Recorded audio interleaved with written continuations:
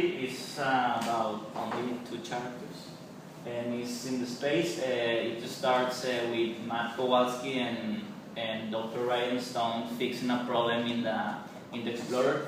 It's like a space station of the United States.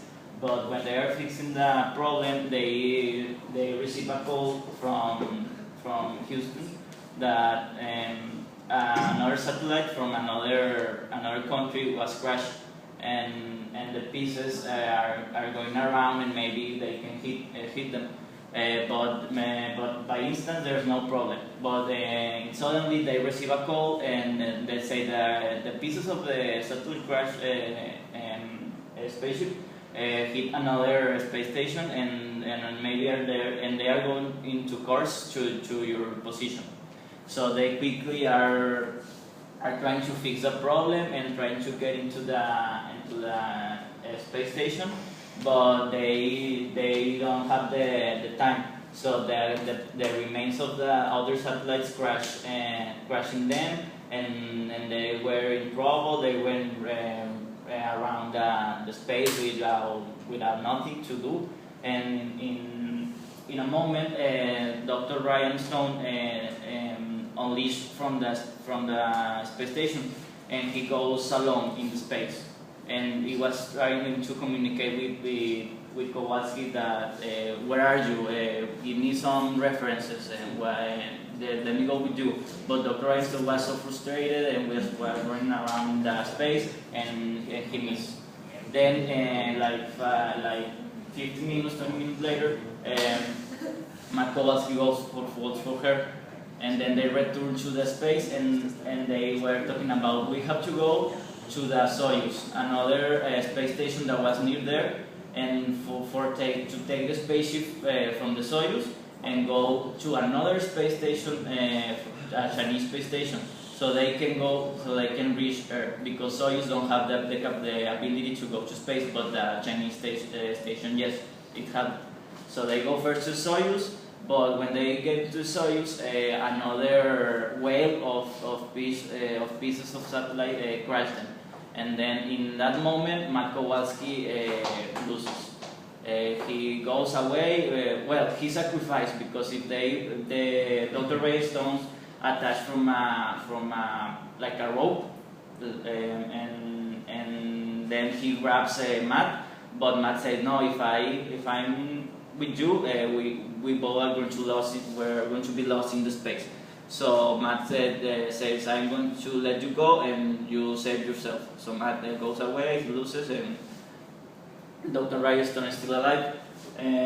She gets into the Soyuz, and then she tries to go away to the Chinese station,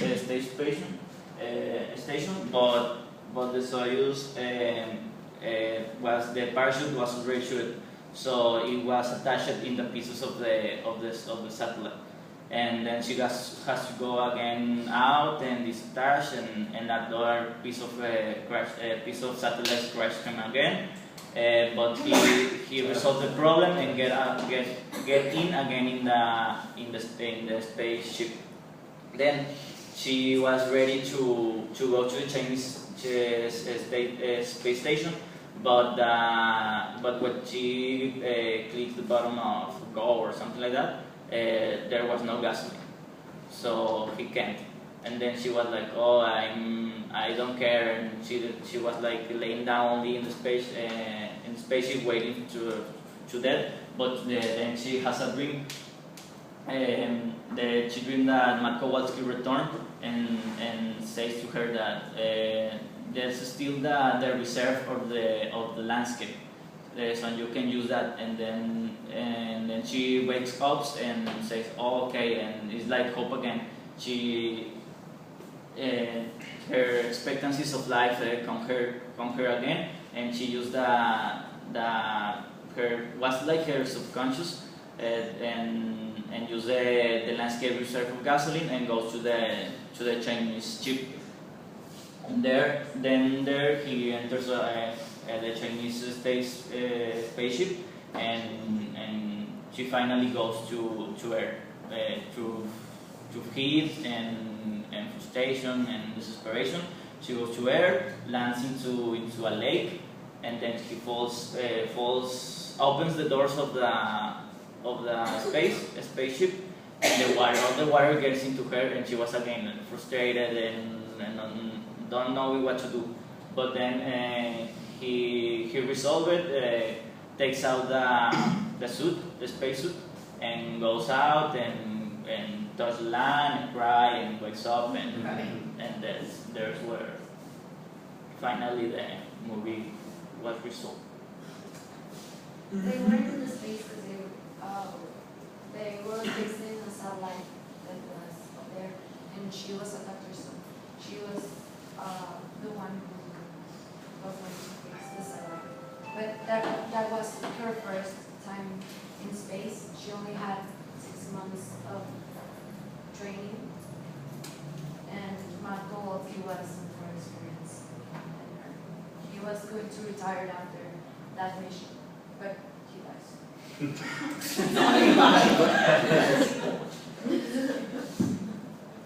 Well, we are going to describe the attitudes and activities of these two characters. First, Ryan Stone at first it was hopeless because in a moment they were talking about her daughter that he died at 4 years old, and he says that only my life is like wake up, drive to work and drive back to home, like a meaningless life. Like he doesn't want to live. She doesn't want to live anymore. And in the space, it's like if you go to space, you are like excited of being there, working at that job.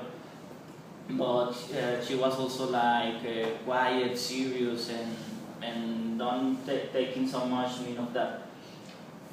And she was professional also because when they were fixing the problem, Kowalski and the other guy that doesn't matter much because died at the beginning,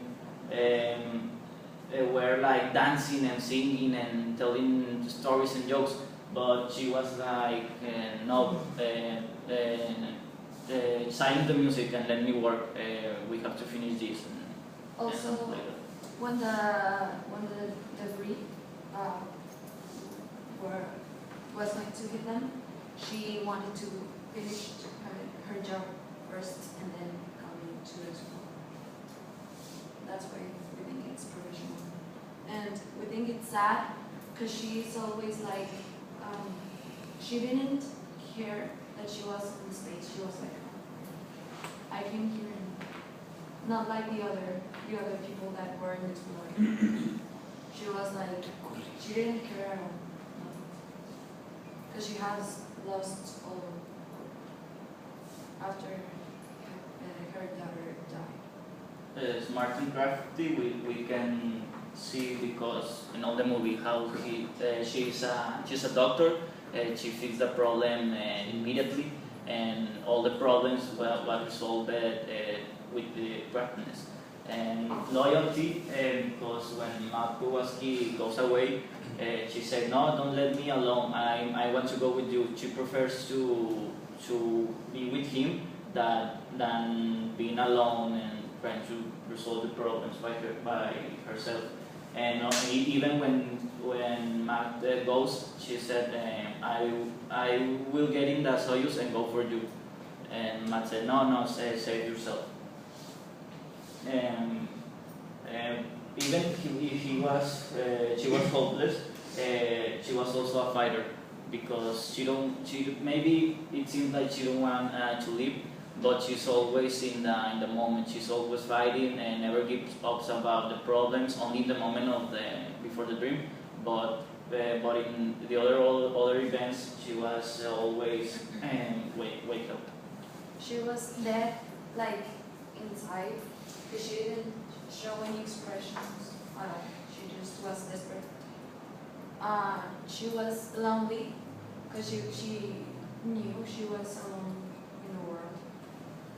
So that's why on one scene she's trying to commit suicide because she didn't have anyone, and she didn't have a reason to live in that moment.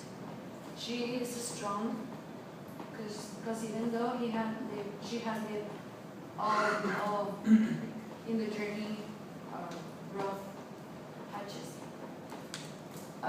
she regained her will to live.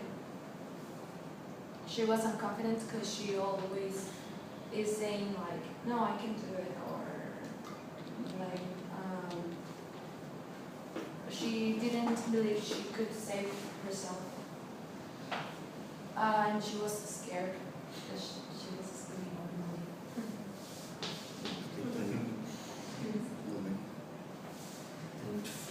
And Matt Kowalski is like experienced, calm, funny, and music person, and he's yes, I'm music. He's there's like the sergeant of the crew. So this represents that he's the most experienced person in the of the three of the astronauts, because he's always like comes a problem and okay, let's sing or let's tell the stories. He's always calm. He always knows what to do, and he is the leader that always says to Stone, "Don't worry, be calm, breathe, don't take all the oxygen."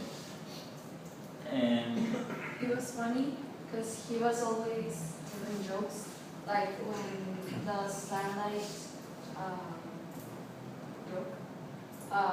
He said that, half of America just lost their Facebook and things like that when they were having bad moments. and there's a specific moment when he goes away, and they were only talking in the communicator. He says to Stone, "Tell me, I have beautiful blue eyes." And Stone says, "You have beautiful blue eyes," and he says, "My eyes are brown." He was making reference to the joke that he before told to her, because he also told to her, "You have beautiful eyes, but blue eyes," but he told it and he meant it. But Dr. Stone said like, my eyes are brown. So even he was alone, he knows he was going to die. He's still making jokes about the moment. He was calm because he knew what to do, and he was really appreciative of being in the space, and even though he knew it was a risk to be there, he was enjoying the moment. Like when they were trying to get to the Soyuz, he was like, "Oh, look at the sunset. It's beautiful and nothing beats the view," things like that. He was also smart because he was in space. And he also knew what to do in all the situations that are in the movie. He's also caring because he sacrificed himself for the Dr. Ryan Stone. He was grateful to be there and to his own life. If he died, he was going to die happy because he already was down for it. And also he was responsible because he knew he had to do, like, he was the one in charge because he was the more experienced. And so the conflict, we have two conflicts, man versus nature and man versus self. In the man versus nature, it's the debris of the satellite that broke, that was like dangerous. That was like not letting her return to Earth and complicating things for her. And it is man versus self because she lost she at one point she lost her will to live, and she was trying to commit suicide, and that is what it was make her to not return to her. It was not shown in the movie, but the tragedy of her daughter repeated. Since the tragedy of her daughter, it seems like she just lived for living. She felt that she doesn't live for something. So in the space, she only does her work. He only resolves the problems because maybe she has to.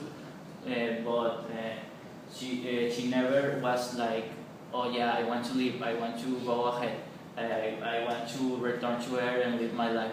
But she was like, okay, I resolved it, I'm frustrated, I'm gonna do something. But until the dream is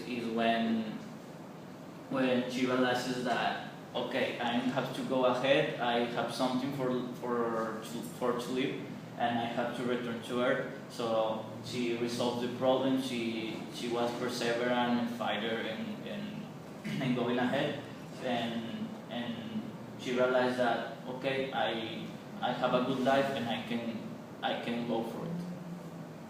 You understand it more or less? The compass. And then the symbolism. There's a lot of symbolism in this movie. Okay, first, first explore.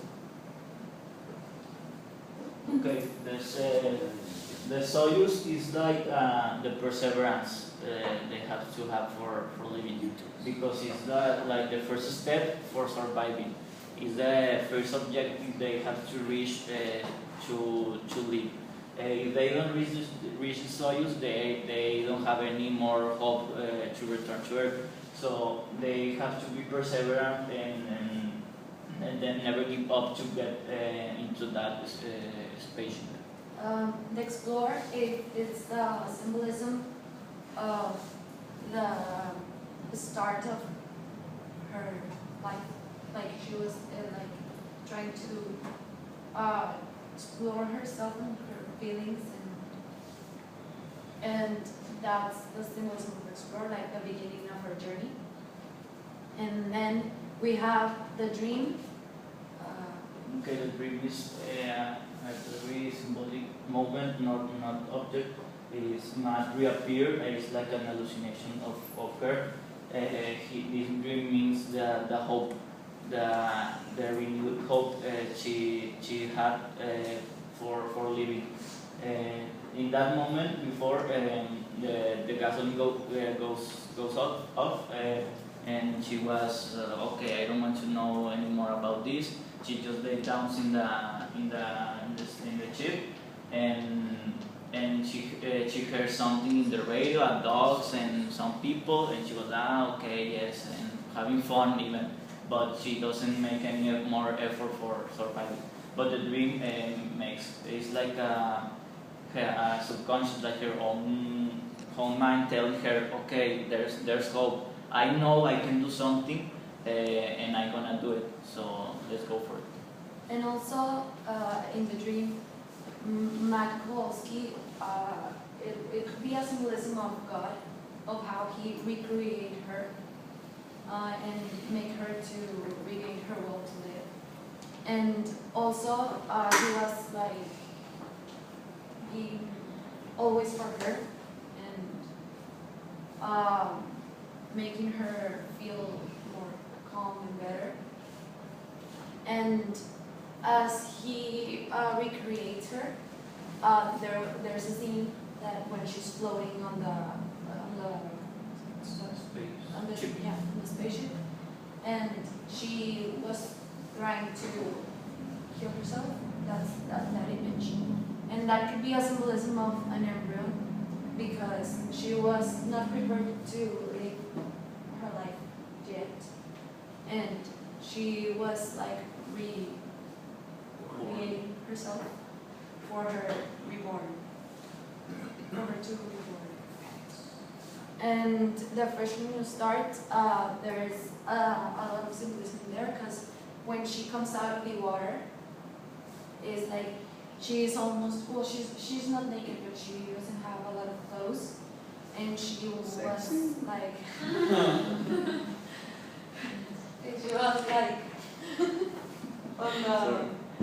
on the yeah on Land. The lake? yeah on the land, and it was like there were no houses and no nothing, so it was like for her to restart her life. And also when she arrives, when she's trying to come out of the water, you can see some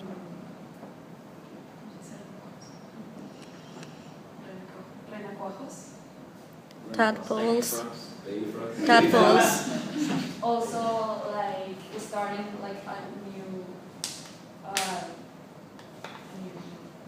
journey.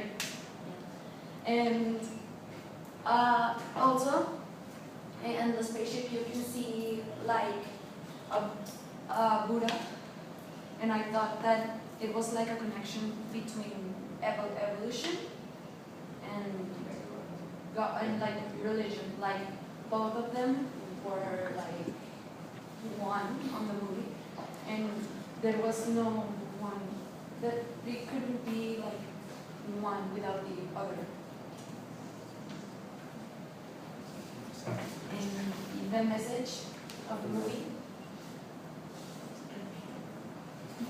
Is like, well, you maybe there are faults in your life, but never give up. There's something for what to live for, and there are always people and or spiritual and meanings that will help you. And maybe say the representation of man as God or the Buddha. They are like religions and purposes for living, and combined with science, the religion and science can coexist, meaning the Buddha, the God, the reborn, all like that, and the scientific expression of the spaceship and technology and and all also of that. when she arrives, she says thank you, like to no one. So it could be like she's saying like thank you to God for giving her an opportunity to reborn. And even though the fall could be like really hard, you can always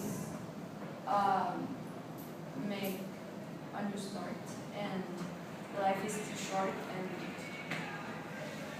Beauty. And enjoy it. and enjoy it. And if you go to space, be happy. That's a message to you from you. I think